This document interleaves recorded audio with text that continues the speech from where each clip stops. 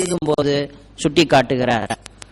தோழி மகிழ்ந்து நின்றால் தோகையால் பிரிந்து சென்றால், இது இன்னொரு இடம்.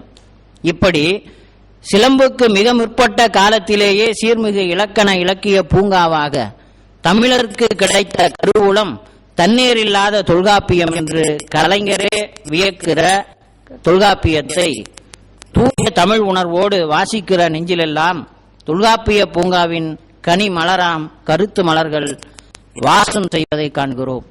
சுருக்கமாக கூற வேண்டுமெனில், கலைஞரின் தொல்காப்பிய பூங்கா இசைத்து மகிழ் நல் யாழாகவும், மடுத்து மகிழ் நறும் தேனாகவும், வரைந்து மகிழ் ஓவியமாகவும், படிப்போர் உடலியக்கும் நல் உயிராகவும் உயிரியக்கும் நுண் கலையாகவும் திகழ்கிறது.